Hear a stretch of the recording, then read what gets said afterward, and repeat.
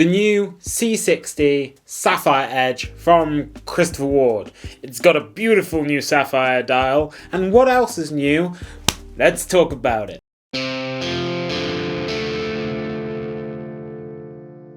Christopher Ward, they have been knocking it out the park consecutively recently. There's not been anything really that they've made that I've disliked, other than their British Watchmakers Day exclusive. Not a big fan of that, to be honest. It just doesn't speak to me. Didn't speak to me either. But you can't win them all, and I'm sure there'll be people that do love it. It's just not my bag, okay? The big Union flag in the adventuring, it's not my bag, but if you love it, all the power to you, okay? I think the spotlight of this British Watchmakers Day will firmly be on Studio Underdog and Fears. But the C60 Sapphire Edge looks super amazing. I love it. First of all, what are the tech specs? Case size, 42mm. It's made in stainless steel.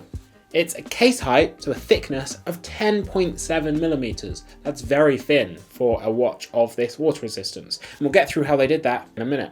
Lug to lug, 49.32mm. Beautiful. Water resistance, it's 300 meters, guys. So this is a full-on dive watch. And look at that dial, it's beautiful. Look at that dial, it's beautiful. Power reserve is 56 hours, which hints at something I'm going to be talking about in a minute. It's not your standard 38 hours that you find with a lot of Trident watches from Christopher Ward. And the timing tolerance is -20 plus 20 seconds a day.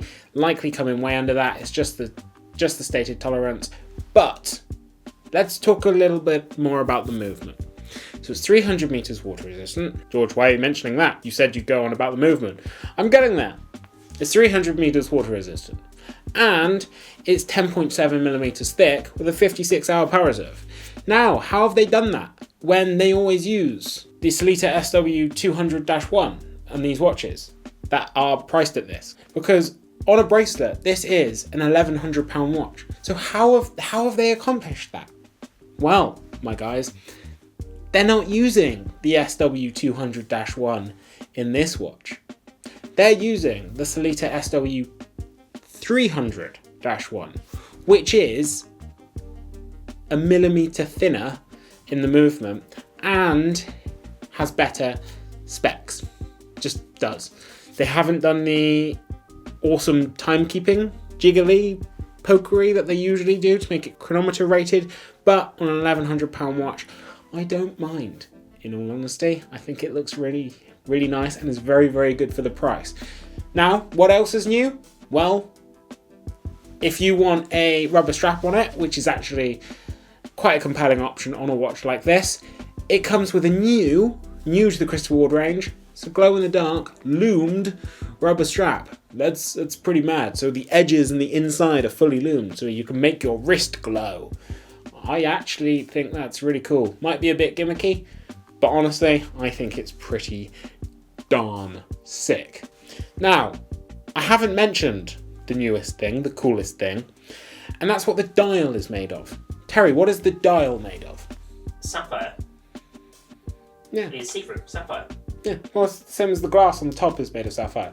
So obviously the crystal that protects the dial is made of sapphire, and the dial itself, that all the indexes and everything are placed on, is also made of sapphire on this watch, which means that you can see everything in a bit of a hazy fashion. You can see everything beneath it, and that is gorgeous. You can see the full extent of the date wheel. It reminds me, and this is a mental thing to say about a Christopher Ward, it reminds me of that recent Alangansona release that did the same thing from last year. Honestly, this watch looks really, really cool, and it's just more evidence of Christopher Ward pushing their envelope slightly, because not only have they done this dial thing, which they have done previously, I believe, at least they've done skeletonized watches, of course. Not sure they've ever done a full-on sapphire dial, because that is sick. But they're also combining it with the SW300 movement at this price point, and a glow-in-the-dark strap. And if you get this on the bracelet, you also get the new micro adjust system, which came on the Lumiere. So honestly, guys, it's just cool. Currently, is only done in blue, but I'm sure other colours will come eventually. I don't know if they will, but I'm sure they probably will. But guys, pricing very, very quickly. On a steel bracelet, this watch is £1,095. That is if you are a filthy colonial, $1,315. If you get this watch on the glow-in-the-dark strap, it is £995, or again, in filthy colonial money, that is $1,195. Again, I think this is more evidence of Christopher Ward just slaying. Absolute slay, sister. And I'm sure that they have some very, very cool releases lined up later on in the year as well.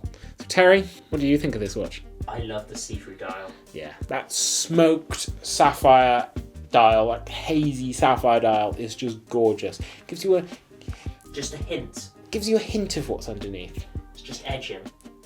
Yeah, it's edging us with the movement. Plus the upgraded movement. There's just so much about this that's awesome. I'd love to get hands-on with this. Yeah, me too. I have asked. Apparently, this is 3.5 millimeters thinner than the normal C60 and 2.25 millimeters thinner than the C60 Sapphire. And honestly, the lume on it, like, it's got a fully lumed bezel. It just looks sick. Lumed Strap sounds incredible. Lu- I'm jealous. I want that on my Zodiac laser tag. Lumed Strap on your laser tag would be too powerful. That's what we thought we were getting. Yeah, we did. Guys, what do you think? Do you love it? Do you think it's a little bit tacky? I don't know, some of you might do. But let us know down in the comments. And whilst you're down there, why not like, subscribe, ding that bell icon so you never miss another video. And why not click that join button, support the channel directly? Would be amazing. We'd really appreciate it, just like everyone on screen did now, because they're the best people in the world. And you are also amazing if you watch this far into the video, so you know what I'm going to say next. Watch yourselves.